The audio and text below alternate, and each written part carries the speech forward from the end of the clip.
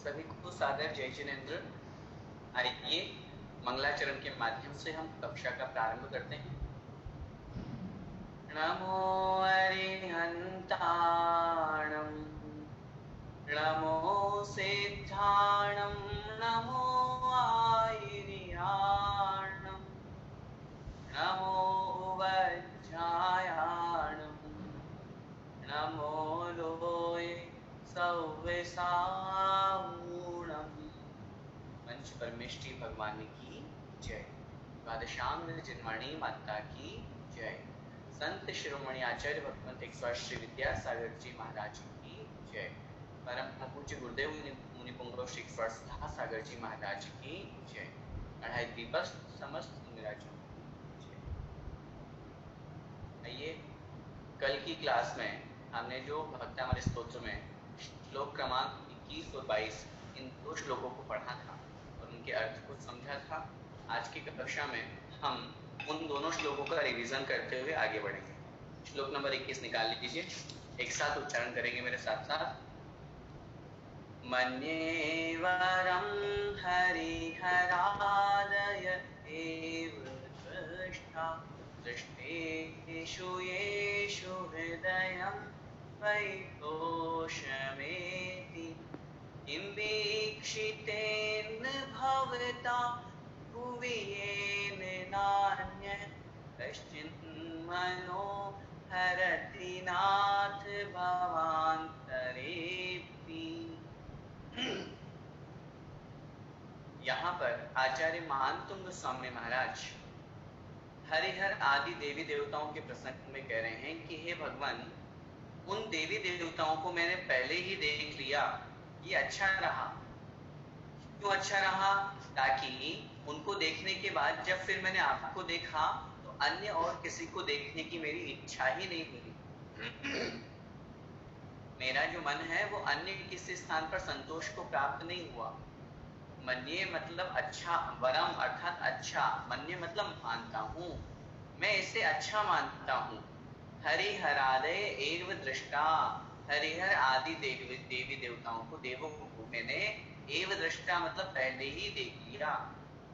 दृष्टेषु येषु, इनके देख लेने पर क्या हुआ? हृदयम त्वयि तोषमेति, मेरा जो हृदय है त्वयि मतलब आप में ही, तोषमेति संतोष को प्राप्त होता है। अब मुझे और कहीं सेटिस्फेक्शन मिलता ही नहीं है, बस आपके पास ही मुझे अब सेटिस्फेक्शन मिलता है और कहीं मुझे देखने और दर्शन करने की इच्छा ही नहीं होता।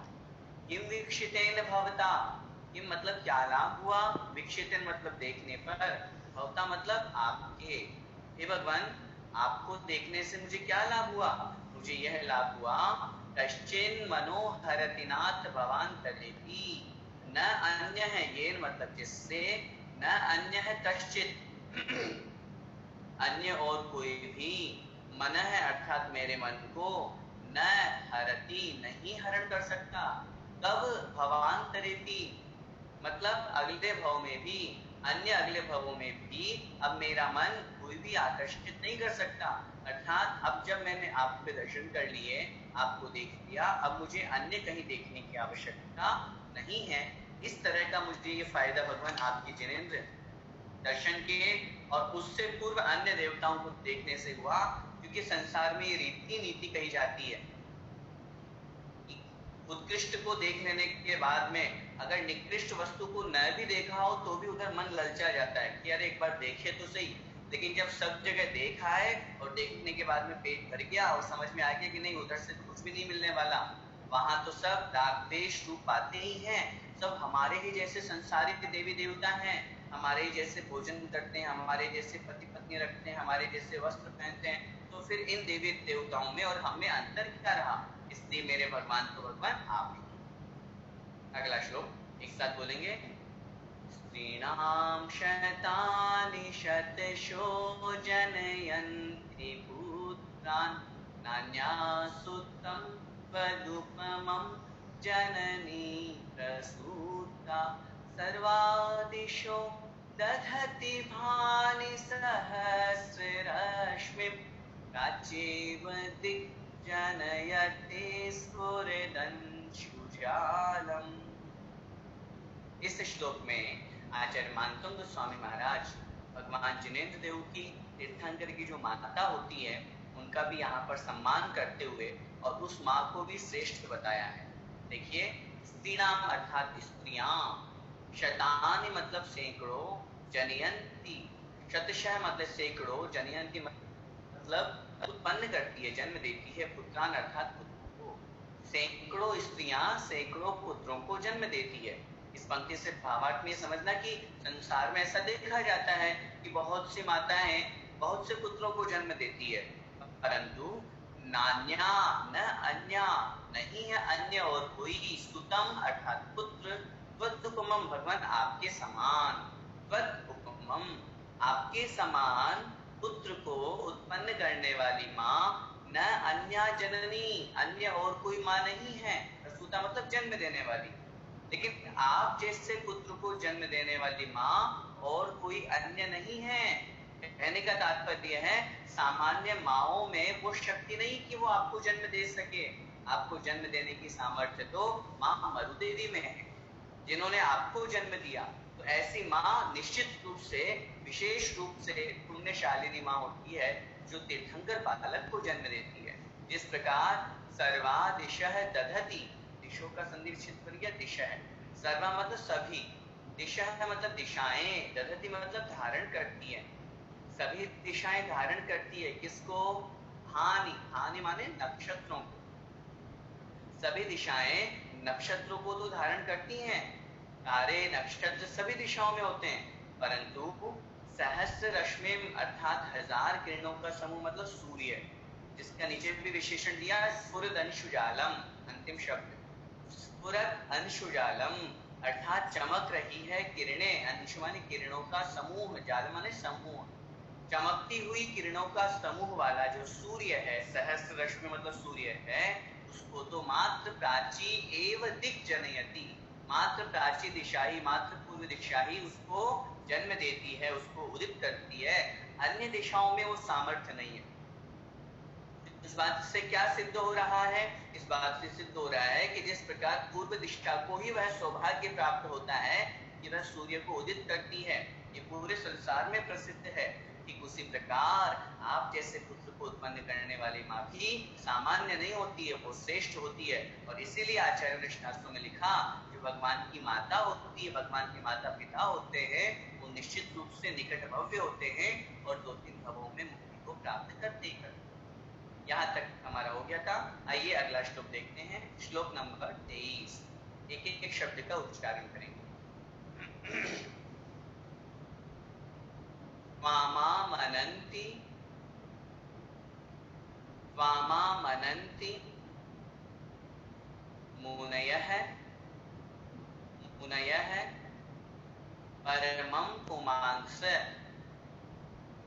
परमं पुमांस, वामामनन्ति मुनयः परमं पुमांस, मादित्य, मादित्य वर्णममलं, वर्णममलं तमसः पुरस्तात्, तमसः पुरस्तात्, मादित्य वर्णममलं तमसः पुरस्तात्, त्वामेव सम्यगुपलभ्य, सम्यगुपलभ्य जयन्ति मृत्युं, जयन्ति मृत्युं, नान्यः, नान्यः शिवः, नान्यः शिवः शिवपदस्य, शिवपदस्य मुनीन्द्रपन्थाः, मुनीन्द्रपन्थाः, नान्यः शिवः शिवपदस्य मुनीन्द्रपन्थाः। एक एक लाइन को बड़े ध्यान से सुनकर रिपीट करेंगे। वामामनन्ति मुनयः परमं पुमांस,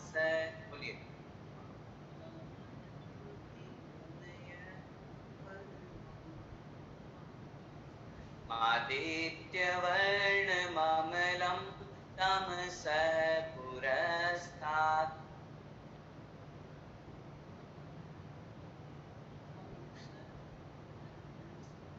त्वामेव सम्यगुपलभ्य जयन्ति मृत्युम्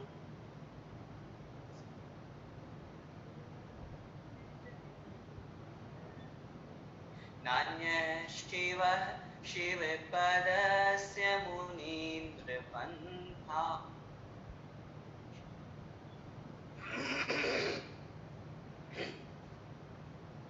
इसका तो उच्चारण करेंगे। त्वामामनन्ति मुनयः परमं पुमांस मादित्यवर्णममलं तमसः पुरस्तात् त्वामेव सम्यगुपलभ्य जयन्ति मृत्युं नान्यः शिवः शिवपदस्य मुनीन्द्रपन्था। क्या मतलब? इस श्लोक में आचार्य मानतुंग स्वामी महाराज जिनेन्द्र भगवान की स्तुति करते हुए कह रहे हैं कि हे भगवान, आपने जो मोक्ष मार्ग प्रदान किया है, आप जिस कल्याणकारी मोक्ष मार्ग पर चले हैं, जो रास्ता आपने बनाया है, वो इतना महान रास्ता है कि जो बड़े बड़े मुनि महाराज हैं वो उस रास्ते को स्वीकार करके और आपको प्राप्त कर लेते हैं। जैसे अगर एक सामान्य से संस्कृत में उक्ति सुनी होगी आप लोगों ने, महाजनो येन गतः स पंथः, अर्थात महान लोग जिस रास्ते से चले जाते हैं वो ही रास्ता बन जाता है। इस अवसरपणी काल में सबसे पहले तीर्थंकर कौन हुए? आदिनाथ भगवान। सबसे पहले मुनि कौन बने? आदिनाथ भगवान सबसे पहले। मोक्ष भले ही अनंत वीर्य जी चले गए, मोक्ष भले ही बाहुबली स्वामी चले गए आदिनाथ भगवान से पहले, लेकिन मुनि बने सबसे पहले आदिनाथ भगवान। मुनि अवस्था उन्होंने धारण की। उसके पहले इस अवसरपणी काल में कोई मुनि नहीं बने थे, क्योंकि पहले के 3 काल भोग भूमि के काल थे। जब तीसरे काल के एंड में, भोग भूमि के एंड में भगवान आदिनाथ स्वामी का जन्म हुआ, पूरी राज्य अवस्था का भोग किया, उसके पश्चात फिर ये सबसे प्रथम मुनि बने। और हम शास्त्रों में पढ़ते हैं इनके साथ में 4000 राजा मुनि बने। तो कहने का तात्पर्य सबसे पहले इस मोक्ष मार्ग पर चलने वाले भगवान आप हैं, और आपने जब वो मोक्ष मार्ग स्वयं धारण किया और उसके माध्यम से आपने केवल ज्ञान प्राप्त किया, तो अब अन्य और जो मुनि महाराज हैं वो आपको फॉलो करते हुए आपको प्राप्त करते हैं, अर्थात भगवत्ता को प्राप्त करते हैं। इसलिए भगवान आपके द्वारा चलाया गया यह जो मोक्ष मार्ग है, वैसे तो अनादिकालीन है यह मोक्ष मार्ग, लेकिन चूंकि आप स्वयं उस पर चले और आपके माध्यम से लोगों को ज्ञान हुआ, यह मोक्ष मार्ग बड़ा कल्याणकारी है। देखिए अर्थ कैसा है। त्वामामनन्ति, संधि विच्छेद लिख लीजिए। त्वाम आमनन्ति, त्वाम आमनन्ति। त्वाम मतलब तुमको, तुमको मतलब आपको। हे भगवान आपको, आमनन्ति अर्थात मानते हैं। त्वाम आमनन्ति, त्वाम मतलब आपको, आमनन्ति अर्थात मानते हैं। कौन मानते हैं? मुनयः है अर्थात मुनिराज, मुनिय है अर्थात मुनि महाराज। जो तपस्वी जन है, मुनि महाराज है, वो आपको मानते हैं। अब क्या मानते हैं आपको वो बता रहे हैं। परमं पुमांस, परमं पुमांस, फिर आगे शब्द दिया मादित्य, है ना। उस मादित्य में से आधा में निकल जाएगा, संधि विच्छेद जब हम करेंगे तो वहां निकल जाएगा आदित्य, और आधा में निकल करके ऊपर लग जाएगा पुमांसम। परमं पुमांसम, परमम अर्थात परम, पुमांसम माने पुरुष, पुमांस का मतलब पुरुष। हे भगवान, क्या मतलब हुआ पहली लाइन का?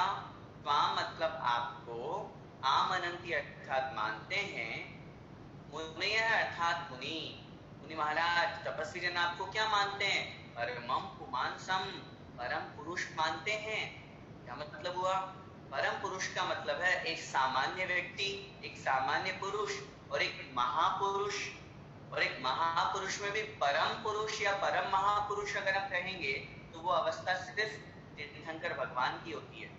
जैसे हम सामान्य लोक व्यवहार में कहते हैं ये पुरुष नहीं महापुरुष है। किसे कहते हैं महापुरुष? जो कोई विशेष काम करता है। जैसे आचार्य श्री को हम महापुरुष के रूप में जानते हैं कि वो एक विशेष मार्ग पर चले, विशेष रास्ता उन्होंने लोगों को दिखाया। तो यहाँ पर हम भगवान जिनेंद्र देव की बात कर रहे हैं, तो वो कैसे हैं? परमम पुमांसम, अर्थात परम पुरुष हैं। पुरुष का मतलब आत्मा भी होती है। एक अर्थ में पुरुष का मतलब क्या होता है? आत्मा। तो परम आत्मा, परम आत्मा का मतलब परमात्मा। क्योंकि जिनेंद्र भगवान परमात्मा होते हैं ना। 3 प्रकार की आत्मा होती है, बहिरात्मा, अंतरात्मा और परमात्मा, है ना। मिथ्या दृष्टि जीव जो होते हैं ना, वो कहलाते हैं बहिरात्मा। मिथ्या दृष्टि जीव जो होते हैं वो कहलाते हैं बहिरात्मा। सम्यक दृष्टि जीव जो होते हैं वो क्या कहलाते हैं? अंतरात्मा। उसमें हम भी आ गए, मुनि महाराज भी आ गए, आरिका माता जी भी आ गए, शुल्लक केलक जी भी आ गए, मुनि महाराज भी आ गए। ये अंतरात्मा। उसमें 3 भेद उत्तम मध्यम जगन्य करते हैं। और तीसरे होते हैं परमात्मा, जो परम पद को प्राप्त कर चुके हैं। उनके 2 भेद किए परमात्मा के, एक सकल परमात्मा, एक निकल परमात्मा। सकल परमात्मा हुए अरिहंत भगवान, क्योंकि अभी शरीर है उनके, इसलिए वो सकल परमात्मा। और निकल परमात्मा जो शरीर से रहित हैं, अशरीरी हैं, शुद्ध आत्मा है, वो कहलाएंगे निकल परमात्मा। तो परम पुरुष अर्थात परमात्मा। समझ में आई बात? तो जो मुनि महाराज है, तपस्वी जन हैं, वे आपको परम पुरुष मानते हैं, परमात्मा मानते हैं। हमें भी क्या समझना चाहिए अपने जीवन का? हमें अपने जीवन का यह लक्ष्य बनाना चाहिए। अभी तो हमारी आत्मा अंतरात्मा है, अगर हम सम्यक दृष्टि हैं तो। अब आपने अपनी पहचान कीजिए। हाँ, अब हमने बोल तो दिया कि हम अंतरात्मा है कि नहीं, पहले ये विचार कर लीजिएगा। क्योंकि पिछले 2-3 श्लोकों में हमने अच्छी तरह से ये विचार कर लिया था कि अगर हम अन्य देवी देवताओं को पूज रहे हैं, उनको मान रहे हैं, तो हमारे पास मिथ्यात्व है। जब ग्रहित मिथ्यात्व नहीं छोड़ पा रहे तो फिर अग्रहित कैसे छोड़ेंगे हम? तो इसलिए सबसे पहले तो ये निश्चित करें कि हम बहिरात्मा है कि अंतरात्मा है, ये पहले निश्चय करें अपने आप में। तो अगर हम बहिरात्मा है तो हम सबसे पहले लक्ष्य करें, हमें अंतरात्मा बनना है और लक्ष्य बनाना है परमात्मा। और जब तक परमात्मा नहीं बनेंगे तब तक परमात्मा का ध्यान करना है, परमात्मा की पूजा करना है। और अगर हम अंतरात्मा हैं, निश्चित रूप से अगर कोई आपत्ति नहीं है, हमें लगता है कि नहीं हम अंतरात्मा है, सम्यक दृष्टि है, तो फिर हमें क्या करना है? हमें इस बात का ध्यान रखना है, भूल से भी हमें बहिरात्मा नहीं बनना। कहीं ऐसा हमारे जीवन में दोष न लग जाए, कहीं पाप न हो जाए, कहीं हम मिथ्यात्व दशा में न चले जाएं। और हमेशा जीवन में लक्ष्य बनाना है, मुझे परमात्मा पद को प्राप्त करना। और जब तक परमात्मा पद प्राप्त नहीं हो तब तक परमात्मा की पूजा करना है, परमात्मा की भक्ति करना है, परमात्मा की स्तुति करना है। ये हमारे जीवन का लक्ष्य होना चाहिए। ठीक है? तो क्या मतलब हुआ पहली लाइन का? हे भगवान, त्वाम मतलब आपको, आम अनंती अर्थात मानते हैं। मुनि मतलब मुनि महाराज क्या मानते हैं? परमम पुमांसम, परम पुरुष मानते हैं, परम आत्मा मानते हैं। और क्या मानते हैं? आदित्य वर्ण ममलम तमसः पुरस्तात्। संधि विच्छेद करेंगे अलग अलग शब्दों को। आदित्य वर्णम, आदित्य वर्णम, ममलम में से आधा में निकल जाएगा, फिर वहां निकलेगा अमलम। आदित्य वर्णम, अमलम और तमसः पुरस्तात्। आप और कैसा मानते हैं? आदित्य वर्णम, आदित्य का मतलब सूर्य, सूर्य के समान जो वर्ण वाला है, तेजस्वी है, सूर्य के समान जो तेजस्वी है। क्या मतलब हुआ? जैसे सूर्य में प्रकाश पुंज होता है, अनंत किरणों का समूह होता है, बहुत तेज दीप्ति होती है, ठीक ऐसे ही जिनेंद्र भगवान भी करोड़ों सूर्य चंद्रमा से भी अधिक तेजस्वी वाले। लेकिन एक कथन में तो सूर्य आएगा ना करने में, तो आप सूर्य के समान अधिक तेजस्वी हो, आदित्य वर्णम, वैसे वर्ण वाले हो। फिर आगे शब्द का प्रयोग किया अमलम, मल से रहित हो, निर्मल हो, शुद्ध हो। अमल, मल माने कर्म रूपी गंदगी, कर्म रूपी कालिमा, भगवान के कौन सा कर्म लग रहा है बताइए? हमारे साथ तो 8 कर्म लगे हुए हैं। जो सिद्ध अवस्था को प्राप्त कर चुके हैं, ऐसे भगवान के साथ कौन सा कर्म लगा? कर्म कितने प्रकार के? 8 प्रकार के नहीं, मुख्य रूप से 3 प्रकार के। कौन कौन से? द्रव्य कर्म, भाव कर्म और नो कर्म। तो ज्ञानावरणादि जो 8 प्रकार के कर्म है, ये कहलाते हैं द्रव्य कर्म। और इसके निमित्त से जो हमारे आत्मा के परिणाम बनते हैं ना, राग द्वेष मद लोभ मोह चिंता, जितने भी राग द्वेष आदि परिणाम है, विभाव जितने भी हमारे, वो सब कहलाते हैं भाव कर्म। और शरीर आदि अन्य पर पदार्थ जिनके निमित्त से राग द्वेष उत्पन्न होता है, जिनके निमित्त से कर्म का आश्रय होता है, वे सभी पदार्थ कहलाते हैं नो कर्म। नो का मतलब किंचित, कुछ, जो कर्म तो नहीं है लेकिन किंचित कर्म जैसा काम करते हैं, उसको नष्ट करने की जरूरत नहीं पड़ेगी, वो तो अपने आप ही हो जाएंगे।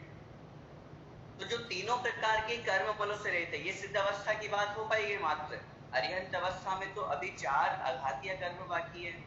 अरिहंत अवस्था में तो अभी शरीर है, तो इसलिए अरिहंत अवस्था में पूर्ण रूप से शुद्ध अवस्था प्राप्त नहीं हुई आत्मा की। ठीक है, जब शुद्ध अवस्था कब प्राप्त होगी? पूर्ण रूप से सिद्ध अवस्था में। तो यहाँ पर अरिहंत अवस्था में भी चूंकि 4 घातीय कर्मों का नाश कर दिया, अब वे लौट करके वापस संसार में, हम हमारे जैसे चारों गतियों में भ्रमण करना है, जन्म लेना है, आयु कर्म का बंद करना, ये सब नहीं करेंगे। इस अपेक्षा से अरिहंत भगवान भी अमल हैं, निर्मल हैं, शुद्ध हैं। ठीक है, फिर आगे कह रहे हैं तमसः पुरस्तात्। तमसः अर्थात अंधकार को, तमसः अर्थात अंधकार को, पुरस्तात् अर्थात नष्ट करने वाले हैं। शाब्दिक अर्थ अगर हम लगाएंगे तो परस्तात् का तात्पर्य होता है परे रहने वाले, दूर रहने वाले। तमसः मतलब अंधकार से परे रहने वाले, अंधकार से दूर रहने वाले। क्या मतलब हुआ?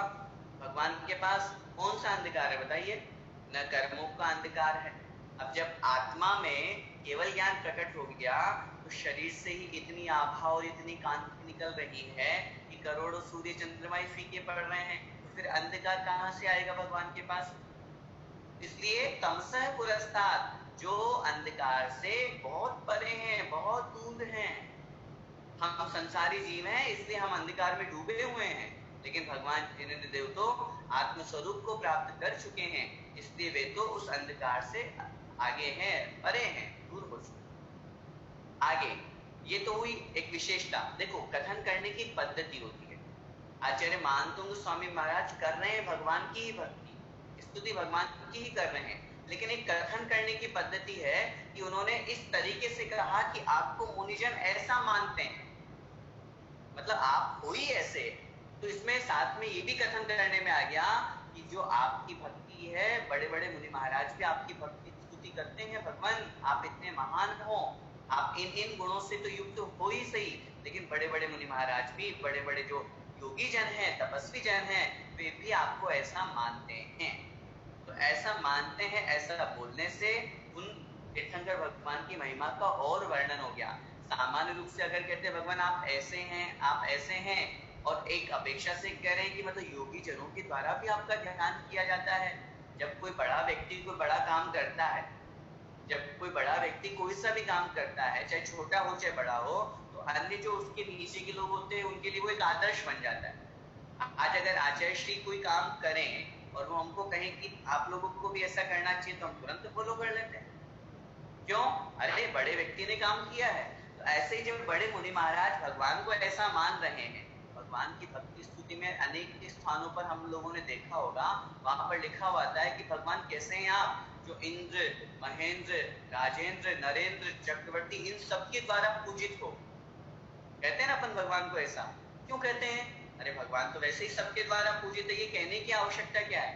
इसलिए कहने की आवश्यकता है क्योंकि ऐसा कहने से हमें बार बार भगवान के प्रति आकर्षण होता है, भगवान की भक्ति के प्रति हमारा आकर्षण उमड़ता है, और हमें ये पता चलता है अरे जब सौधर्मेंद्र भी भगवान की भक्ति कर रहा है, जब चक्रवर्ती भी भगवान की भक्ति कर रहा है, जब हमारा राजा भी भगवान की भक्ति कर रहा है, फिर हम क्यों पीछे रहें? हमें भी भगवान की भक्ति करनी है। ये भाव वहां उमड़, इसलिए ऊपर की दोनों पंक्तियों में क्या कहा गया, एक बार फिर से देखें कि हे भगवान, मुनि महाराज आपको, त्वाम मतलब आपको, परमम पुमांसम अर्थात परम पुरुष, परम आत्मा मानते हैं।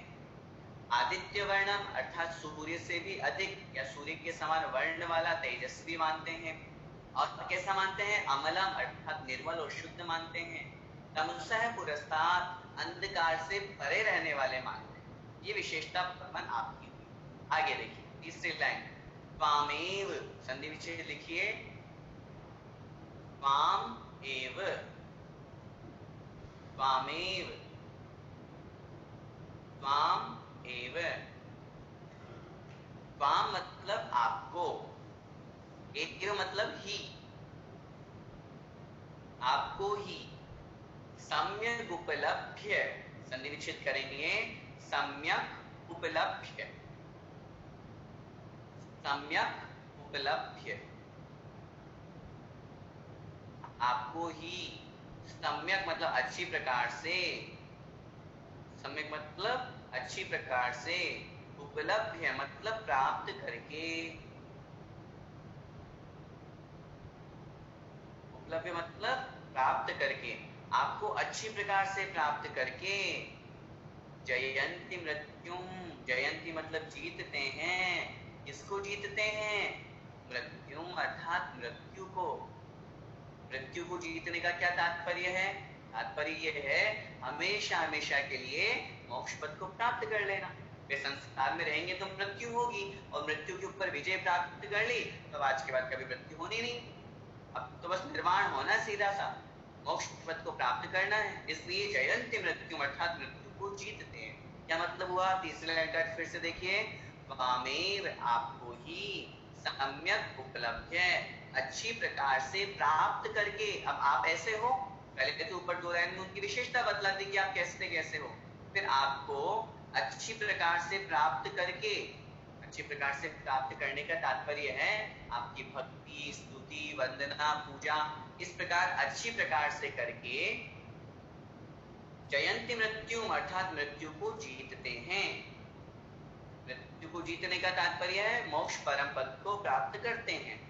फिर आगे क्या करें, नान्यः शिवः शिवपदस्य मुनीन्द्र पंथः, संधि विच्छेद देखिए, नान्यः न अन्यः, न मतलब नहीं है, अन्य मतलब अन्य और कोई, अन्य और कोई नहीं है। क्या नहीं है, शिव है, शिव है माने कल्याणकारी, शिव का मतलब क्या होता है, कल्याणकारी। और आगे दिया है शिव पदस्य, शिव पद के, शिव पद माने मोक्ष पद के, शिव पदस्य अर्थात मोक्ष पद के योग्य, शिव माने कल्याणकारी, मुनीन्द्र, मुनीन्द्र का मतलब होता है हे मुनियों के स्वामी, हे मुनियों के इंद्र, हे मुनियों के स्वामी, हे मुनियों के इंद्र, पंथा अर्थात रास्ता, मार्ग। नीचे की लाइन का पूरा अर्थ लगाएंगे, मुनीन्द्र हे मुनियों के स्वामी, हे जिनेन्द्र देव, न अन्य है शिव पदस्य शिवः पंथा अर्थात और इसके अलावा, और अन्य है ना, अन्य माने और इसके अलावा, शिव पदस्य मोक्ष पद का, कल्याणकारी पंथा माने रास्ता, न और कोई नहीं है। अगर मोक्ष पद के रास्ते पर चलना है, कल्याणकारी रास्ते पर चलना है, मोक्ष परम पद को प्राप्त करना है, तो क्या करना होगा। तीसरी लाइन में जो कहा कि जो मुनि महाराज हैं, बड़े बड़े तपस्वी जन हैं, वे आपको प्राप्त करके और परम पद को प्राप्त करते हैं, मृत्यु के ऊपर विजय प्राप्त करते हैं। मतलब ये हुआ कि इस संसार में इस मोक्ष पद को प्राप्त करने के लिए यही मार्ग है, यही रास्ता बताया गया है। कौन सा रास्ता, बस आपकी भक्ति करो, आपकी स्तुति करो। जैसे बड़े बड़े मुनि महाराज आपकी भक्ति स्तुति के माध्यम से अपने इस मार्ग को, अपने मोक्ष मार्ग को प्रशस्त बनाते हैं, भगवान की भक्ति स्तुति करते हुए भगवान जिनेन्द्र देव को प्राप्त कर लेते हैं। ठीक उसी प्रकार इसके अलावा और कोई भी मार्ग और कोई भी रास्ता इस संसार में हमारे लिए और नहीं है, ये यहाँ पर कथन किया है। इस श्लोक के माध्यम से आचार्य मानतुंग स्वामी महाराज उस यात्रा तक हमको पहुंचाने का एक मार्ग बता रहे हैं, उस लक्ष्य तक पहुंचाने के लिए हमें रास्ता दिखा रहे हैं जहां हम सभी को पहुंचना है। और इसीलिए इस श्लोक में आचार्य महाराज ने बहुत स्पष्ट इस बात को कह दिया, क्योंकि पिछले 2-3 श्लोकों में उन्होंने कहा था कि इस संसार में अन्य संप्रदाय वाले जो अन्य देवी देवता हैं उनके द्वारा जो भगवान माने जाते हैं वास्तव में वो भगवत स्वरूप नहीं है, वास्तव में वो भगवत स्वरूप नहीं है। फिर भी लोग उन्हें भगवान मान करके पूछते हैं, लेकिन जो उनको छोड़ करके एकमात्र भगवान आपका आश्रय लेते हैं, और आप कैसे कैसे ये विशेषता यहाँ पर बतला दी, बड़े बड़े तपस्वी जन भी आपको प्राप्त करके और आपके समान उस मोक्ष परम पद को प्राप्त करते हैं। इसके अलावा और कोई मार्ग कल्याणकारी मोक्ष का नहीं। हकीकत भी है, अगर संसार के अन्य, हम यहाँ पर फिर मैं निवेदन करूं, किसी अन्य संप्रदाय के बारे में या और अन्य किसी की निंदा के निमित्त या अपमान के निमित्त की कथन नहीं किया जा रहा, लेकिन हकीकत यही है, अन्य किसी भी संप्रदाय में मोक्ष की बात तो की है, लेकिन मोक्ष क्या है, कैसा है, किस अवस्था में होता है, ये चर्चा कहीं नहीं की गई। जो जैन दर्शन में है, सब अन्य किसी भी दर्शन को आप पढ़ लीजिए, वहां पर उन्होंने बहुत मैक्सिमम वैकुंठ को मोक्ष मान लिया। वैकुंठ माने स्वर्ग। अन्य संप्रदाय में जन्नत को मोक्ष मान लिया, उनके मोक्ष वर्ड ही नहीं है, बोलते जन्नत हो गई, जन्नत माने स्वर्ग। तो स्वर्ग की स्थिति और मोक्ष की स्थिति में तो दिन रात का अंतर है। स्वर्ग तो हमारे यहाँ संसारी जैसे 4 गतियों के देवों में 4 गतियों में एक देव गति के जीव है, तो स्वर्ग में अगर आए तो वो थोड़ी ना मोक्ष चले गए, वो थोड़ी भगवान हो गए, देव हैं लेकिन भगवान नहीं है। यही तो अंतर है, यही तो जैन दर्शन है। और हमारे यहाँ जो मोक्ष तत्व की व्याख्या की गई है, किस प्रकार मोक्ष होता है, उस मोक्ष जानने के लिए कर्मों को नाश करना पड़ता है। अन्य संप्रदाय में कर्म की बात तो की गई है कि जो जैसा कर्म करता है उसे वैसा फल मिलता है, लेकिन ये कर्म व्यवस्था क्या है, कितने कर्म होते हैं, कैसे होते हैं, कैसे कारण वर्गणाओं का समूह होता है जो कर्म बंध को प्राप्त होता है, कैसे निर्जरा होती है, कोई व्याख्या किसी भी अन्य ग्रंथों में, अन्य शास्त्रों में नहीं। ये सूक्ष्म विवेचन जैन दर्शन की विशेषता है। इसीलिए मोक्ष जब भी होगा इसी नग्न दिगंबर अवस्था से, इसके अलावा और कोई रास्ता नहीं है। आचार्य कुंद देव महाराज ने बहुत स्पष्ट रूप से घोषणा की, नको ही मोक्ष मग्गो शेषा उम्मग गया सब। उन्होंने तो इतना तक कह दिया, रवि शिक्षय वत्थ धरो जैवि जन शासने होई तीर्थ यरो। अर्थात चाहे भले तीर्थंकर भी क्यों न हो, अगर वो वस्त्रधारी है मोक्ष नहीं जा सकता। मोक्ष जाने के लिए दिगंबर वेश को धारण करना ही पड़ेगा, आज नहीं तो कल। लेकिन ये भी मत समझना दिगंबर वेश को धारण कर लिया तो मोक्ष हो जाएगा। देखो, अनेकांत को भी समझना है और वस्तु तत्व को भी समझना है। मोक्ष होगा दिगंबर वेश से ही, लेकिन मात्र दिगंबर वेश धारण करने से मोक्ष नहीं हो जाएगा। दिगंबर वेश धारण करने के बाद में अपनी कषायों को शमन करना है, अपने कर्मों का नाश करना है, ध्यान करना है, शुक्ल ध्यान करना है, शुद्ध उपयोग को प्राप्त, ये सब निमित्त हैं। मुनि अवस्था धारण कर ली और संसार में फंसे पड़े हुए हैं तो वो भी काम के नहीं है। इसलिए नग्न वेश इस श्लोक के माध्यम से हमें यही बताया गया है कि जो भगवान की भक्ति करता है वो भगवान जैसा बन जाता है। बस उन तपस्वी जनों के द्वारा जिस प्रकार भगवान आपको प्राप्त करके और मोक्ष परम पद को प्राप्त किया गया है, ऐसे ही यही एकमात्र कल्याणकारी मोक्ष पद को प्राप्त करने वाला मार्ग है। इसके अलावा और कोई कल्याणकारी मार्ग नहीं है। हमको सुख चाहिए तो हमें इस मार्ग में आना ही। और आचार्यों ने लिखा है, पंडित दौलत राम जी ने छेड़ाला में स्पष्ट रूप से लिखा है मोक्ष क्या है। वहां पर उन्होंने कथन किया, आत्म को हित है सुख सो सुख आकुलता बिन कहिए, आकुलता शिव माही न ताते शिव मग लागियो जी। आत्मा का हित किसमें है? आत्मा क्या चाहता है बताओ? हम लोग क्या चाहते हैं? क्या चाहते हैं? सुख चाहते हैं।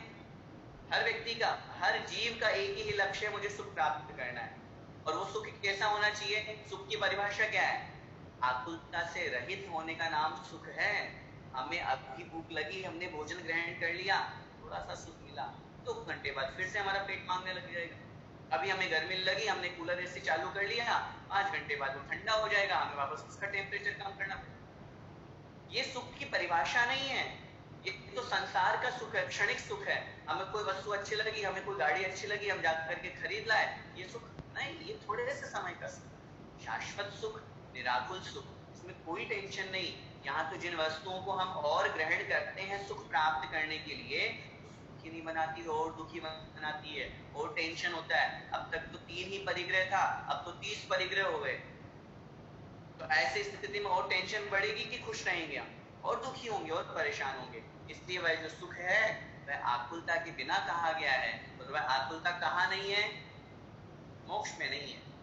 इसलिए मोक्ष मार्ग पर लगना चाहिए। पंडित दौलतराम जी ने शेरडाला के तीसरी ढाल में बहुत अच्छा इसका वर्णन किया, मोक्ष मार्ग। तो इसलिए मोक्ष मार्ग को बतलाने के लिए आचार्य मानतुंग स्वामी महाराज ने श्लोक लिखा कि वास्तव में मोक्ष मार्ग तो एकमात्र यही है। हम सबको अपने जीवन का यही लक्ष्य बनाना है। आज नहीं तो कल हमको भी एक दिन मोक्ष मार्गी बनना है। रास्ते पर चलेंगे तब तो लक्ष्य को प्राप्त करेंगे। और हम बैठे बैठे सोचें भगवान मैं सुखी हो जाऊं, भगवान मैं आपके जैसे बन जाऊं, कैसे बनेंगे? कि भाई रास्ते पे तो चलना ही पड़ेगा। जिस स्थान पर जाना है उस स्थान की टिकट लेकर के फ्लाइट में, ट्रेन में, बस में, कार में जिससे जाना है तो जाना तो पड़ेगा। तो ऐसे ही सम्यक दर्शन, सम्यक ज्ञान और सम्यक चारित्र, ये 3 रत्न जहाँ मिल जाते हैं वहां से मोक्ष मार्ग प्रारंभ होता है। छठे गुण स्थान से मुनि अवस्था से मोक्ष मार्ग प्रारंभ होता है। उसे हमें स्वीकार करके अपने जीवन का लक्ष्य बनाना चाहिए, क्योंकि इसके अलावा और कितना शब्दों में यहाँ पे आचार्य भगवत कह रहे हैं, मैं उसी पे जोर दे रहा हूँ, इसके अलावा और कोई रास्ता है ही नहीं। कल्याणकारी रास्ता, आत्मा का कल्याण करने वाला। संसार को, संसार में रहते हुए अगर हमें सुख मिल जाता या मोक्ष की बात हो जाती तो क्यों शास्त्रों में इतना लिखा हुआ है, क्यों तीर्थंकर उस गृहस्थ अवस्था को छोड़ते? जो संसार विषय सुख होता तीर्थंकर क्यों त्यागे? अरे क्यों घर बार छोड़ करके चक्रवर्ती पूरा 6 खंड का पूरा महल, पूरा राजा बन करके, पूरा वैभव, इतनी सारी रानियां, सब कुछ छोड़ करके और जंगल में चले गए? क्यों चले गए? क्योंकि उनको इन सब में सुख नहीं मिला। हम लोग अभी भटके हुए हैं, हम लोग अभी मिथ्यात्व में डूबे हुए हैं, हम लोग अभी मोह में फंसे हुए हैं। इसलिए थोड़ी सी संपत्ति का राग भी नहीं छूट पा रहा हम लोगों से। और वहां इतनी, मतलब क्या कहे, अखंड संपत्ति उनके पास में होने के बावजूद भी उसमें सुख नहीं मिला, क्योंकि वो जानते थे कि आत्मा का सुख तो सिर्फ और सिर्फ मोक्ष मार्ग में है, और जब मैं उसमें लगूंगा तो मोक्ष होगा। इसलिए इस श्लोक के माध्यम से हमें अपने जीवन के लक्ष्य में मोक्ष मार्ग जरूर बनाना चाहिए। इस श्लोक का मंत्र या सूत्र अपने नोट कर लीजिए। श्लोक नंबर 23 का सूत्र, प्रभु को प्राप्त करने वाला ही,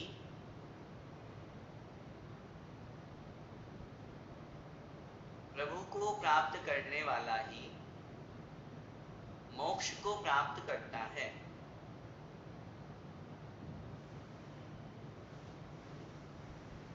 प्रभु को प्राप्त करने वाला ही मोक्ष को प्राप्त करता है। बहुत स्पष्ट। और इसलिए उनको प्राप्त करने के लिए उनकी भक्ति स्तुति जरूरी है। अगर उनकी भक्ति स्तुति नहीं करेंगे तो फिर हम प्रभु को कहाँ प्राप्त करते हैं? और जिसने प्रभु को प्राप्त कर लिया, जो भगवान की सही भक्ति करता है ना, वो तो सही में अपने जीवन का लक्ष्य बनाता है कि मुझे भगवान जैसा बनना है। यह हकीकत है। तो इसलिए प्रभु की भक्ति सही उसी की मानी जाएगी जिसने अपने जीवन में भगवान के जैसा बनने का लक्ष्य। आइए अगला श्लोक अब देखते हैं, श्लोक नंबर 24।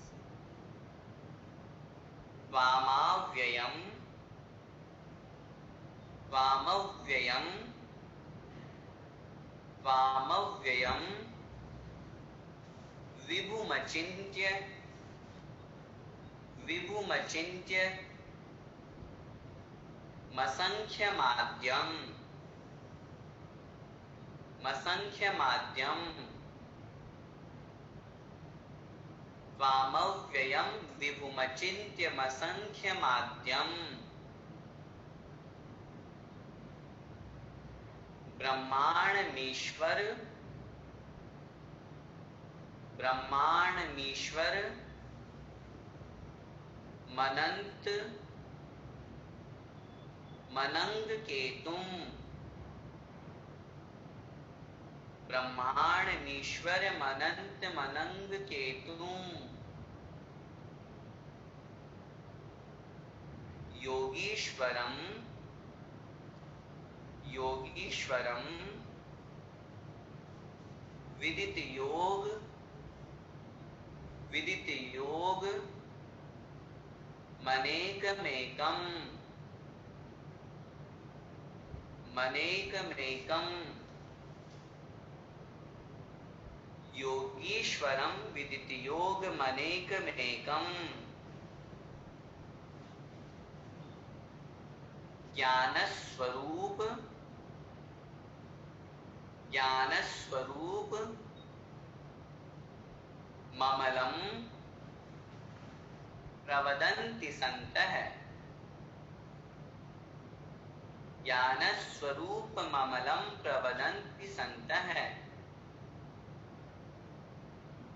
एक साथ एक एक लाइन का उच्चारण करेंगे, फिर रिपीट करेंगे। त्वामव्ययं विभुमचिन्त्यमसंख्यमाद्यं, बोलिए। त्वामव्ययं विभुमचिन्त्यमसंख्यमाद्यं ब्रह्माण्डमीश्वरमनन्तमनन्तहेतुं, ब्रह्माण्डमीश्वरमनन्तमनन्तहेतुं योगीश्वरं विदित योगमनेकमेकं, योगीश्वरं विदित योगमनेकमेकं ज्ञानस्वरूपममलं प्रवदन्ति सन्तः, ज्ञानस्वरूपममलं प्रवदन्ति सन्तः। एक साथ बोलिए। त्वामव्ययं विभुमचिन्त्यमसंख्यमाद्यं ब्रह्माण्डमीश्वरमनन्तमनन्तहेतुं योगीश्वरं विदित योगमनेकमेकं ज्ञानस्वरूपममलं प्रवदन्ति सन्तः। ठीक है। इस श्लोक में भगवान के अनेक नामों का वर्णन किया है। हम लोग जिन सहस्त्र नाम पढ़ते हैं ना, आचार्य जिनसेन स्वामी महाराज के द्वारा रचित है, जिसमें भगवान के 1008 नामों से भगवान की स्तुति वंदना की गई है। ये यूं समझ लीजिए, अगर कदाचित जिन सहस्त्र नाम नहीं पढ़ पाए, यह भगवान के बहुत सारे नामों का हम प्रतिदिन अर्घ्य भी चढ़ाते हैं। उधर चंदन की अर्घ्य में पूजा के समय में जिन ग्रहे जिन नाम यजाम है, भगवान के जो 1008 नाम हैं, ये उन्हीं भगवान के 1008 नामों में से एक सामान्य रूप से शॉर्ट में बता दिया गया कि भगवान आप ऐसे ऐसे नाम वाले हैं। अंत में एक शब्द दिया हुआ है प्रवदन्ति सन्तः। देखिए अपनी जिनवाणी में, प्रवदन्ति मतलब कहते हैं, संतः माने सज्जन लोग, मुनिराज, जो भक्त लोग हैं, सज्जन लोग हैं, वो त्वाम, पहला शब्द क्या दिया, त्वाम अव्ययम है ना, उसका संधि विच्छेद करेंगे त्वाम अव्ययम। त्वाम मतलब तुमको, मतलब आपको, बस बस ये 3 शब्द हमको पकड़ना है। त्वाम संतः प्रवदन्ति, आपको सज्जन लोग ऐसा कहते हैं। अब कैसा कहते हैं, ये पूरे श्लोक में एक एक शब्द को लेकर के अपन को समझना, कैसा कैसा कहते हैं कि भगवान आप ऐसे हैं, आप ऐसे हैं, आप कैसे हैं। देखिए एक एक शब्द को समझिएगा, बहुत महत्वपूर्ण व्याख्या। त्वामव्ययम, त्वाम संधि विच्छेद करेंगे, त्वाम अव्ययम, अव्ययम आप कैसे हैं भगवान, अव्यय है। अव्यय माने, व्यय का मतलब क्या होता है, नष्ट होना, विनाश को प्राप्त होना, और अव्यय का मतलब अविनाशी। भगवान ने जो अवस्था प्राप्त की है, क्या वो विनष्ट होगी वापस, क्या लौट के संसार में आएंगे, नहीं। तो जो अविनाशी है, सबसे पहला विशेषण भगवान। दूसरा विभुम अचिंत्य, तो संधि विच्छेद करेंगे, विभुम आधा में निकल जाएगा, फिर उधर निकलेगा अचिंत्यम, फिर उधर से भी आधा में निकल जाएगा, असंख्यम, फिर उधर से भी आधा में निकल जाएगा, आद्यम। ठीक है, भगवान आप अविनाशी है, पहला विशेषण हो गया। उसके बाद में सेकंड नंबर का दिया विभु। विभु का मतलब क्या होता है, व्याप्त, जो सब पूरे तीनों लोकों में व्याप्त हैं। भगवान तीनों लोकों में रहते हैं क्या, बिल्कुल, भगवान वैसे तो सिद्धालय में है, भगवान वैसे तो मध्य लोक में है अर्यंत अवस्था से, लेकिन ज्ञान की अपेक्षा से जो सर्वत्र व्याप्त है। आचार्य कुंद कुंद स्वामी महाराज ने प्रवचन सार जी में बहुत स्पष्ट गाथा का उच्चारण करते हुए वहां पर कथन किया है। उन्होंने लिखा है कि जो भगवान है वह लोकालोक को जानते हैं, और जो आदानाण पमाणम नाणम णेयम पमाण मुद्रिक्तम णेयम लोया लोयम तम्हाणानम तो सब। आत्मा ज्ञान के प्रमाण है, ज्ञान के बराबर है। ज्ञान कितना है? ज्ञान ये के बराबर है। ये मतलब जानने योग्य, और जानने योग्य कितना है? लोक और अलोक सब कुछ है। इस अपेक्षा से आत्मा सर्वगत है, आत्मा सर्वगत है, सब जगह व्याप्त है। तो विभु का मतलब जो सब जगह व्याप्त है। फिर तीसरा विशेषण दिया अचिंत्यम, चिंतन करने योग्य नहीं हो। बड़े बड़े योगी जन भी आपका चिंतन, आपका वर्णन, आपका ध्यान नहीं कर पाते। भगवान आप इतने महान हो, अचिंतनीय हो, आपके गुण इतने हैं कि आप अचिंतनीय हैं। फिर असंख्यम आद्यम, असंख्यम जो गुणों की अपेक्षा से असंख्यात हैं। भगवान कितने हैं? आदिनाथ भगवान कितने हैं? बोलो। आदिनाथ भगवान तो एक ही है, लेकिन उनके अंदर गुण कितने हैं? अनंतानंत है। लेकिन फिर भी उन अनंतानंत गुणों को यहाँ वर्णन की अपेक्षा से असंख्यम शब्द के रूप में प्रयोग किया कि भगवान आप गुणों की अपेक्षा से असंख्य हो। और फिर यहाँ पर शब्द आगे कह रहे हैं आद्यम, आद्य माने पहले हो। आदिनाथ भगवान कौन से तीर्थंकर हुए? प्रथम तीर्थंकर। इस अपेक्षा से आद्यम मतलब आप आदि प्रथम हो। इसके बाद में आगे क्या कहते हैं? ब्रह्मांडमीश्वर मनंत मनंग के तुम, लिख लीजिए अपनी कॉपी में, ब्रह्मांडमीश्वर, ब्रह्मांडम ईश्वरम, ब्रह्मांडम अर्थात ब्रह्म स्वरूप हो, आप ही ब्रह्मा हो भगवान। ब्रह्म का मतलब क्या होता है? आत्मा। ब्रह्म का मतलब क्या होता है? आत्मा। तो ब्रह्मांडमीश्वरम अर्थात ब्रह्मा, ब्रह्मांडम का मतलब ब्रह्म स्वरूप, आत्म स्वरूप हो। हमारे जैसे भगवान की दृष्टि बाहर रहती है क्या? नहीं, वो तो सिर्फ आत्मा में ही दृष्टि डालते हैं। इसलिए भगवान आप ब्रह्म स्वरूप हो। ईश्वरम अर्थात ईश्वर हो। ईश्वर का मतलब क्या होता है? शाब्दिक अर्थ जो सबके स्वामी होते हैं। ईश, ईश शब्द का मतलब स्वामी होता है ना। रमा, ईश, रमेश जो रमा का स्वामी है ना, तो ईश का मतलब स्वामी। ईश्वर माने स्वामी, जो सबके स्वामी है, तीनों लोगों के प्राणियों के जो स्वामी हैं, ईश्वरम।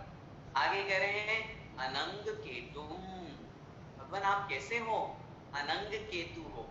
अनंग केतु का मतलब क्या होता है? अनंग केतु का मतलब होता है, अनंग माने कामदेव।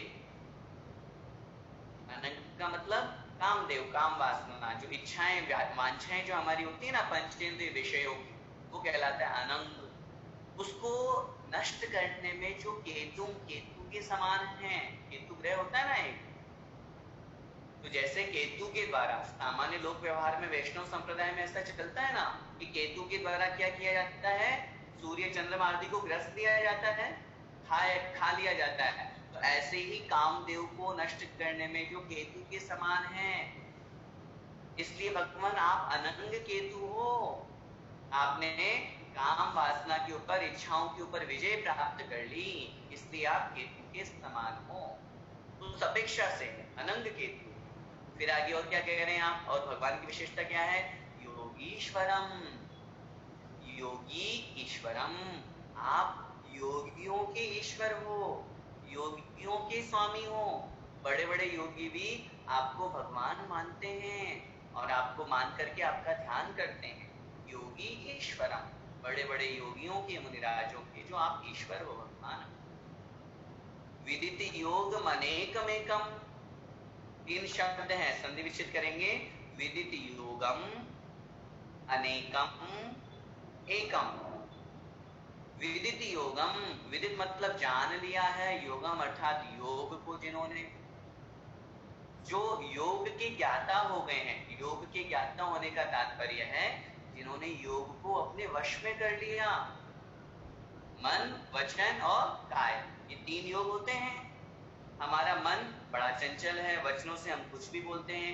इन्हीं 3 योगों के निमित्त से तो कर्म का आश्रय होता है, इन्हीं 3 कर्मों के निमित्त से कर्मों का आश्रय होता है। इसीलिए भगवान आपने इन योगों को वश में कर लिया, इसलिए अब आपके आश्रय नहीं, आप कर्मबंध से युक्त नहीं, आप तो विदित योगम, योग को जानने वाले हैं। आगे क्या कह रहे हैं? अनेकम एकम, आप अनेक हैं। फिर आगे कह रहे हैं आप एक हैं। अब देखिए, इसी को कहते हैं अनेकांत। भगवान को हम अनेक भी कह रहे हैं और फिर अगले ही शब्द में भगवान को हम एक भी कह रहे हैं। भगवान आप अनेक हो, किस अपेक्षा से अनेक हो? गुणों की अपेक्षा से अनेक। आप में गुण कितने हैं? बहुत सारे हैं। अनेक का मतलब अनेक, बहुत सारे। और भगवान आप कितने हो? आप तो एक ही हो। समझ में आई बात? इसी अनेकांत वाले सिद्धांत के ऊपर जैन दर्शन टिका हुआ है। यहाँ वस्तु तत्व का जहाँ प्रतिपादन किया जाता है वह नियम से स्याद्वाद शैली से युक्त होकर के अनेकांतात्मक ही होता है, अन्य नहीं होता। अगर हम एक ही पक्ष को लेकर के कथन करेंगे, हम बोलेंगे नहीं नहीं आप तो एक ही हो, तो फिर बात नहीं बन पाएगी। हम कहेंगे भगवान तो नित्य है, आत्मा तो नित्य है, कूटस्थ बन जाएगी आत्मा, फिर कुछ कर भी नहीं पाएगी, फिर एक पर्याय से दूसरी पर्याय में जन्म मरण का चक्कर खत्म हो जाएगा। तो पर्याय की अपेक्षा से आत्मा को अनित्य कहा जाता है, द्रव्य की अपेक्षा से आत्मा को नित्य कहा जाता है। दोनों गुण होते हैं, गुण पर्यायवत द्रव्यम।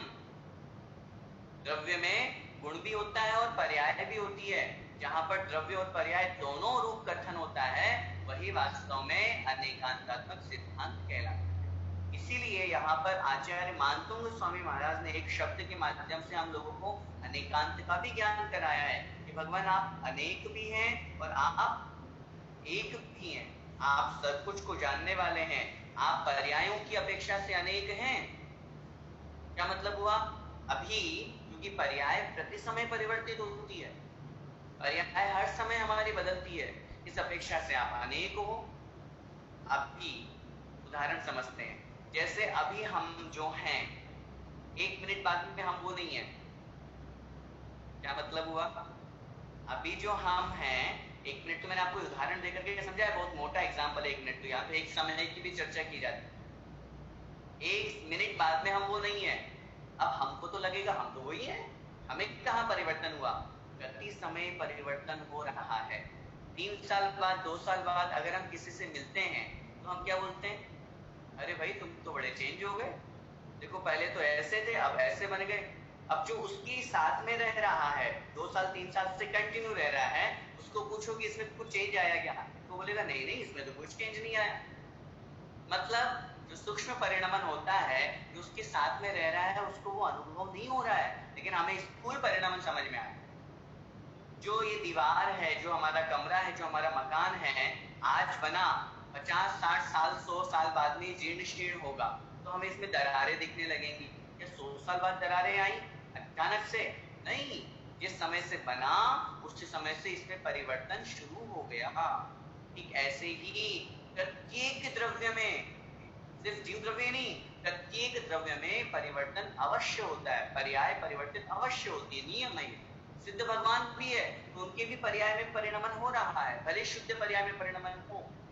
तो ऐसे ही यहाँ तो हम अरिहंत भगवान की बात कर रहे हैं, जो प्रति समय पर्याय की अपेक्षा से जो अनेक रूप हैं और आत्मद्रव्य की अपेक्षा से जो एक रूप है, ऐसे भगवान। और आगे कह रहे हैं ज्ञान स्वरूपम अमलम। 2 शब्द हैं, ज्ञान स्वरूपम और अमलम। ज्ञान स्वरूपी है जो, ज्ञान स्वरूप के तात्पर्य क्या है? आत्मा का स्वभाव क्या है? आत्मा का स्वभाव क्या है? मात्र जानना देखना, बस ज्ञाता दृष्टा, यही आत्मा का स्वभाव है। इसके अलावा और कोई भी कुछ भी आत्मा का स्वभाव नहीं है। वो भोजन करना, राग द्वेष करना, क्रोध करना, पाप करना, ये स्वभाव नहीं, ये विभाव है।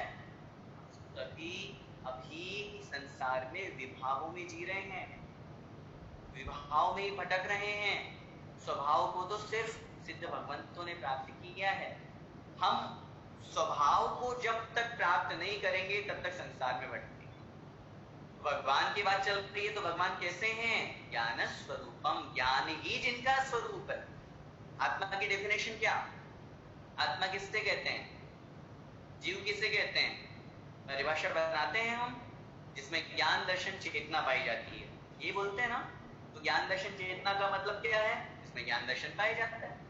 अब वो ज्ञान दर्शन हमारे अंदर है, एक चींटी में भी है, एक पेड़ पौधे में भी है, एक इंद्रिय से लेकर के पंचेंद्रिय तक में भी है, सिद्ध भगवान में भी है।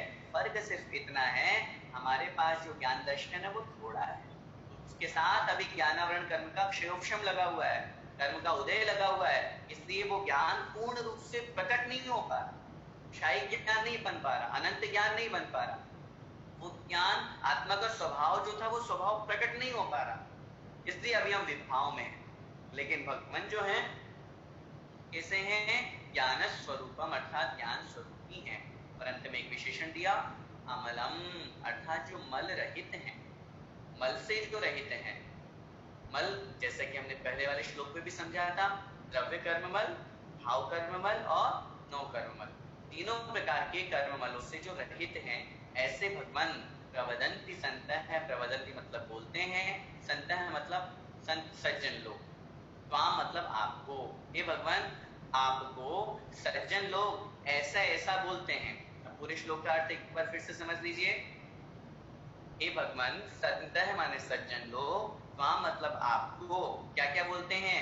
आप अव्यय अविनाशी हो, विभु त्रैलोक्य व्याप्त हो, अचिंत्यम गुणों की अपेक्षा से अचिंतनीय हो, असंख्यम आप असंख्य रूप हो, आद्यम आप प्रथम हो, ब्रह्मांडम आप आत्मस्वरूप हो, ईश्वरम आप सर्व जगत के ईश्वर हो, अनंतम अर्थात आप अनंत हो, अनंत से तात्पर्य अनंत गुणों वाले हो, अनंग केतुम काम को नष्ट करने में केतु के समान हो, योगीश्वरम बड़े बड़े योगियों के भी ईश्वर हो, स्वामी हो, विदित योगम मन वचन काय रूप योग को जिन्होंने जान करके उसको वश में कर लिया है, ऐसे हैं आप। पर्याय की अपेक्षा से अनेक हो, आप द्रव्य की अपेक्षा से एक हो, ज्ञान स्वरूपम ज्ञान रूप स्वभाव वाले हो, और अमलम अर्थात निर्मल शुद्ध हो।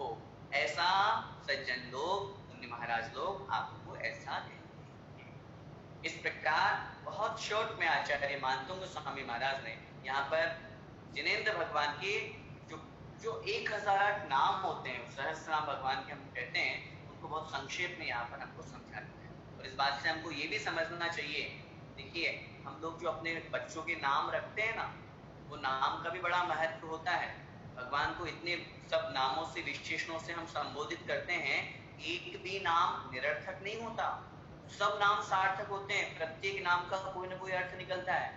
हम लोगों के साथ में समस्या क्या है, हम ऐसे ऐसे नाम आजकल रखने लगे हैं कि बस जिसका कोई मीनिंग ही नहीं होता, मीनिंगलेस नाम हम रखते हैं, मीनलेस, कोई मतलब निरर्थक नाम, या फिर रखेंगे तो क्रिश्चियंस वाले नाम रख लेंगे, ऐसे नाम नहीं रखना। भगवान के 1008 नाम हैं, अगर कोई अक्षर या कोई शब्द आपको आए, कुंडली के अनुसार भी अगर आपको लगता है उस पर विश्वास है, या सामान्य रूप से भी रखना है, भगवान के नाम से अगर अपने बेटे बेटियों के नाम रखेंगे, अपने परिवार वालों के नाम रखेंगे, तो उससे एक बार उच्चारण में तो भगवान का नाम आएगा, और सामने नाम का बड़ा फर्क पड़ता है। मैंने एक बार कभी किसी प्रसंग में कहा था, पूज्य गुरुदेव श्री सुधा सागर जी महाराज जी जब शुल्लक अवस्था में थे, तो उनका नाम था शुल्लक परम सागर। और सामान्य रूप से देखा जाता है कि जो शुल्लक जी का नाम होता है, मुनि दीक्षा होने के बाद में वही नाम रह जाता है, केवल विशेषण बदलता है, वहां मुनि थे और वहां शुल्लक थे, पहले मुनि हो गए हैं। लेकिन जब वो परम सागर जी के रूप में थे, तब उस समय उनके ऊपर बहुत ज्यादा अंतराय आते थे। तो पूज्य आचार्य भगवंत को जो भी दृष्टि उनकी लगी हो, उन्होंने ऐसा सोच समझ करके उनकी दीक्षा जब हुई, मुनि दीक्षा जब हुई, तो उन्होंने परम सागर जी से नाम हटा करके सुधा सागर जी रखे। आज देखिए सुधा सागर जी नाम होते ही आज कितनी धर्म की प्रभावना जो गुरुदेव के निमित्त से हो रही है, कैसे वो बहुत अच्छे से हम लोगों के बीच में हम लोगों को मार्ग दिखा रहे हैं, रास्ता दिखा रहे हैं। तो नाम का बहुत बड़ा फर्क पड़ता है। हम लोगों को इस श्लोक के माध्यम से यही समझना है कि हम अपने नाम भी बहुत अच्छे रखें और आपस में बोलने बुलाने वाले नाम भी बहुत अच्छे हों, और प्रतिदिन भगवान के इन सहस्त्र नामों से हम जरूर भगवान। ये इस श्लोक का सूत्र अपनी कॉपी में नोट कीजिए। सूत्र है भगवान के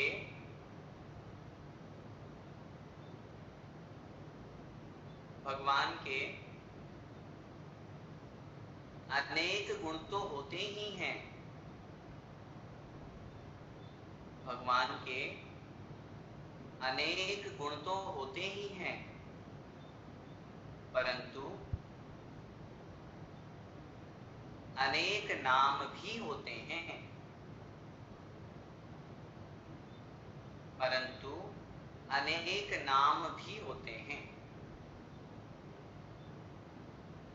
ठीक है, ये आज का इस 24वें नंबर के श्लोक का सूत्र या मंत्र हमारा।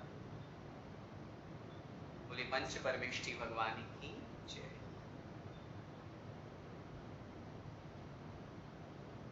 अब 5-7 मिनट के लिए हम प्रश्नोत्तर की बेला रख लेते हैं। कुमकुम जी जैन, कुमकुम जी बोलिए। सॉरी नहीं बोलना उनको। मनोज जी जैन।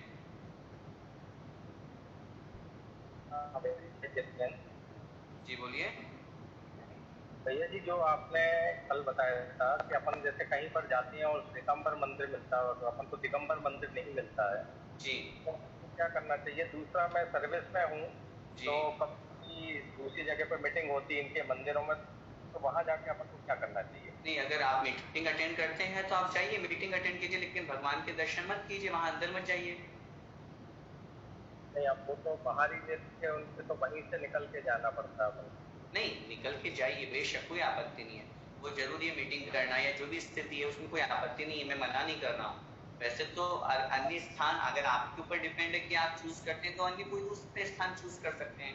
फिर भी अगर आपको वहां जाना ही पड़े, उसके अंदर से भी निकल के होना पड़े, तो सामने स्टेशन है, जंगल है, उससे क्या फर्क पड़ता है? आप बिल्कुल सीधे सीधे से निकल जाइए। और वो श्वेतांबर मंदिर वाला भी अपन को दिगंबर नहीं मिलता है और श्वेतांबर मंदिर मिलता है, तो अपन को क्या करना चाहिए? वहां पे अपन नमोकार मंत्र वगैरह भी नहीं पढ़ सकते? नहीं, शास्त्रों में स्पष्ट रूप से निषेध है। आप बिना मंदिर के रह जाना, लेकिन श्वेतांबर मंदिर में मत जाना। भगवान ही नहीं, आप किसके दर्शन करने जा रहे हैं? भाई भगवान हो तो हम दर्शन भी करने जाए। नाम लिखने से क्या होता है? ऋषभ देव मंदिर लिखने से क्या होता है? स्थान पूरा श्वेतांबर है। श्वेतांबर से तात्पर्य पूरी राज्य अवस्था की तो मूर्ति है ना। हम पहले ये समझे कि हम पूजा किसकी कर रहे हैं। हम वीतरागता की पूजा कर रहे हैं, वहां वीतराग अवस्था है ही नहीं। वो तो मुकुट पहने हुए हैं, पूरे आभूषण पहने हुए, वस्त्र सब पहने हुए हैं, राज्य अवस्था की प्रतिमाओं की वो पूजा करते हैं, तो वीतराग अवस्था कैसे हुई? और मैं तो उनकी क्या कहूँ। अगर हमारे भी मंदिर में या हमारे भी किसी स्थान में अगर कहीं पर आदिनाथ भगवान की राज्य अवस्था की मूर्ति किसी ने बाई चांस बना दी, तो क्या वो भगवान के बराबर पूज्य हो गई? कभी नहीं हो सकता।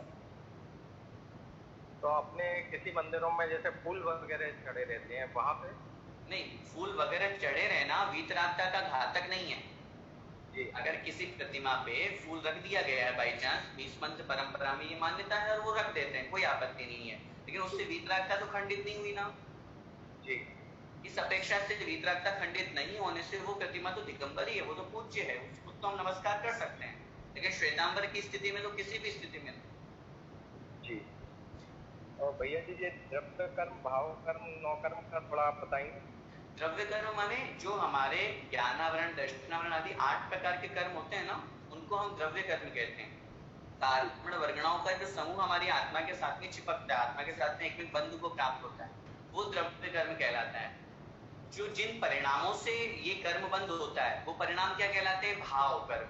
राग, द्वेष, मद, लोभ, जितने भी विभाव करते हैं वो सब भाव कर्म। और जिसके निमित्त से ये भाव कर्म हम करते हैं, हमें कंप्यूटर अच्छा लगा, हमें ये बैग अच्छा लगा, हमें मोबाइल अच्छा लगा, हमारी पत्नी अच्छी है, हमें रुपया पैसा अच्छा लगा, तो जिसके निमित्त से राग द्वेष हुआ वो सब नो कर्म। जी।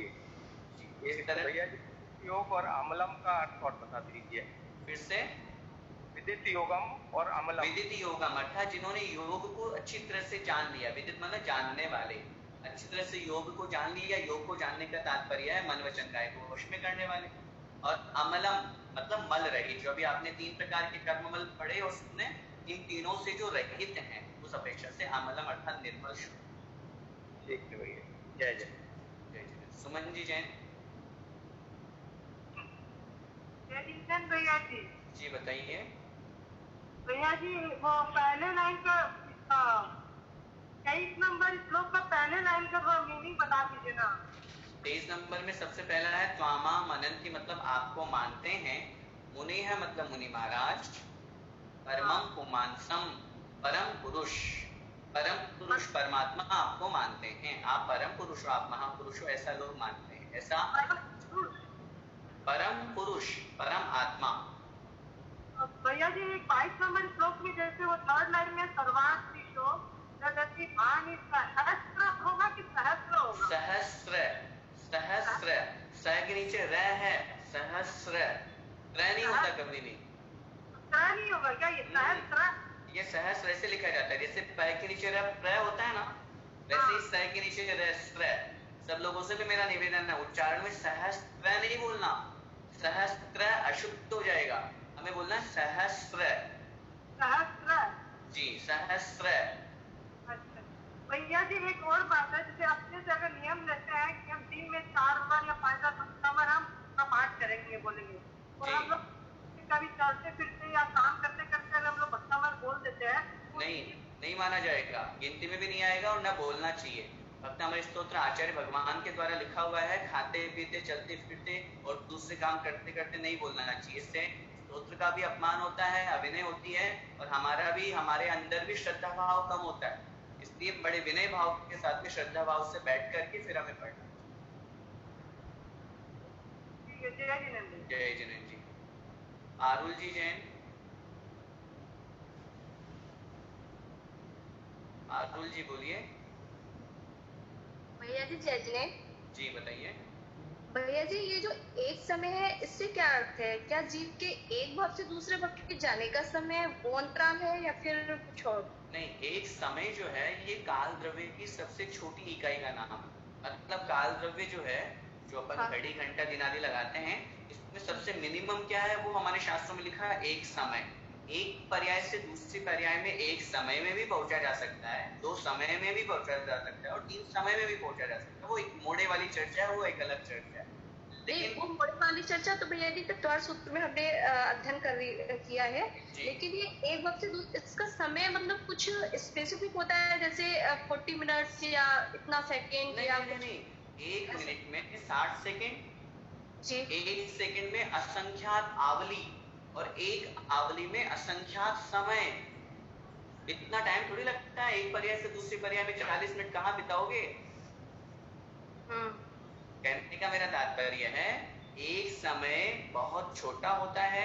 हम और आप अभी सेकंड के माध्यम से कुछ एक हिसाब लगा पाते हैं, और सेकंड में भी अभी अपन लोग देखते हैं, जो लोग रेस लगाते हैं उनको मिली सेकंड में 8 सेकंड पॉइंट इतने मिली सेकंड में उसने वो 100 मीटर की रेस जीती। तो उस सेकंड का भी साइंस ने मिली सेकंड तो निकाल लिया है, लेकिन हकीकत ये है कि जो समय की इकाई है ये वर्तमान में हम किसी भी थर्मामीटर से, किसी भी मशीन से नहीं निकाल सकते। ये तो हमारे आचार्य भगवंत सर्वज्ञ के द्वारा, प्रत्यक्ष ज्ञानियों के द्वारा ही जाना जा सकता है। इसलिए समय को हम वर्तमान में नहीं कह सकते कि समय कितना होता है। 1 सेकंड में असंख्यात आवली और एक आवली में असंख्यात समय। जी भैया जी। और भैया जी एक और, जैसे भगवान के 1008 नामों से भी ज्यादा इनको जाना जाता, तो 1008 से भी ज्यादा नाम होते हैं कि 1008 हो सकते हैं। ये तो आचार्य जिनसेन स्वामी महाराज ने 1008 लिखे हैं, और वो भी उन्होंने उस स्थिति में लिखे। सौधर्मिंद्र भगवान आदिनाथ के समोसरण में जैसे वो पहुंचा, तो सौधर्मिंद्र ने भगवान की 1008 नामों से स्तुति की। इस अपेक्षा से उन्होंने 1008 नाम लिख दिए, तो संसार में भगवान के जिन सहस्र नाम प्रचलित हो गए। उनके अलावा भी भगवान के अनंत गुण हैं, उन अनंत गुणों की अपेक्षा से एक एक नाम लेंगे तो अनंत नाम हो जाएंगे।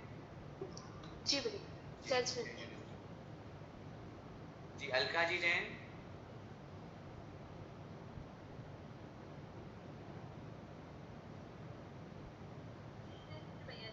जी बताइए। भैया जी मैं पूछ रही थी, जो कल जो 24 नंबर खड़ा है पूजा के अंदर, तो ये जो नीचे काव्य लिखे हुए हैं उसमें अपन जो अन्य देवी देवता गणेश जी वगैरह जो है, तो इसमें एकदम आपकी आवाज थोड़ी सी ब्रेक हो रही है, आवाज ब्रेक हो रही है आपसे। ये जो भक्तामर स्तोत्र का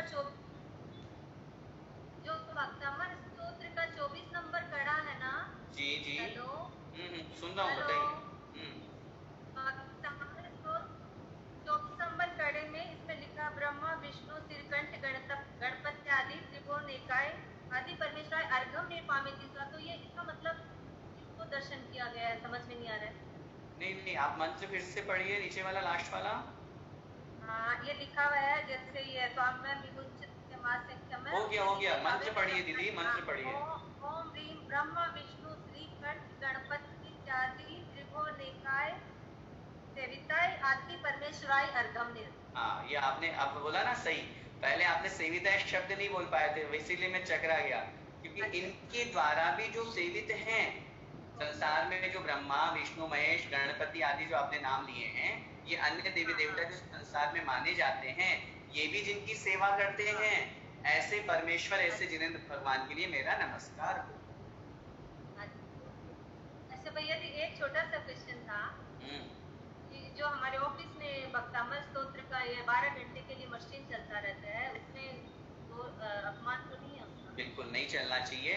सामान्य रूप से आजकल ये चीजें बहुत ज्यादा हमारे समाज में, हमारे घरों में इंटर कर चुकी है, लेकिन चूंकि भक्तामृत स्तोत्र आचार्य प्रणीत है, हम पढ़ते नहीं है, हम सुनते नहीं है। अब आप बोलेंगे कि चलते चलते कभी हमारे कानों में पड़ जाए, लेकिन ऐसी स्थिति में भी अपन को उससे बचना चाहिए। भक्तामृत स्तोत्र ऐसे घंटे लगा करके 24 घंटे 12 घंटे 6 घंटे लगा करके 24 घंटे नहीं, जैसे कम साउंड में एकदम अच्छे से सुनते हैं। समझ गए हम आपकी बात को, लेकिन फिर भी वो नहीं होना चाहिए। उससे उसमें आप वही खाना खा रहे हो, हंसी मजाक कर रहे हो, चप्पल जूते पहने हुए हो, सब काम करते हो, तो उससे उस स्तोत्र की महिमा घटती है, श्रद्धा कम होता है। हमें बैठ करके बड़े श्रद्धा भाव से, भक्ति भाव से ही पाठ करना चाहिए। जय। आज की क्लास का अंतिम प्रश्न है आरती जी जैन। जी भैया जी, जय जिनेंद्र जी, बताइए। कि भैया जी, इस पर 23 नंबर श्लोक में मुनिया शब्द दिया हुआ है, तो ये मुनिया ने मुनीश्वर, तो ये गंधर्व से संबंधित है क्या? नहीं, मुनि है या मुनिंद्र, कौन सा पूछ रहे हैं आप? दो शब्द है, मुनि है। मुनिंद्र तो ये संबोधन है, ये तो संबोधन भगवान का हो गया। फर्स्ट लाइन में दिया हुआ है मुनिया से। मुनि माने मुनिराज, मुनि महाराज आपको ऐसा मानते हैं, उसमें गणधर ये जरूरी नहीं है, मुनिराज से सामान्य मुनि महाराज भी लेना है। उसमें ऐसा कोई विशेष की मात्र गणधर ही आपको ऐसा मानते हैं, ऐसा नहीं। मुनिराज आचार्य उपाध्याय साधु तीनों। ठीक है, धन्यवाद। ये जयकारा बुला के क्लास को हम एंड करते हैं। श्री परमेष्ठी भगवान की जय। द्वादशांग जनवाणी माता की जय। संत शिरोमणि आचार्य भगवंत श्री विद्यासागर महाराज की जय। परम पूज्य गुरुदेव मुनि पुंगव श्री सुधा सागर जी महाराज की जय। अढ़ाई दीपस्थ समस्त मुनिराजों, आचार्य भगवान मान तुंग स्वामी महाराज की जय। भक्तामृत स्तोत्र महापाठ की सभी को सादर जय।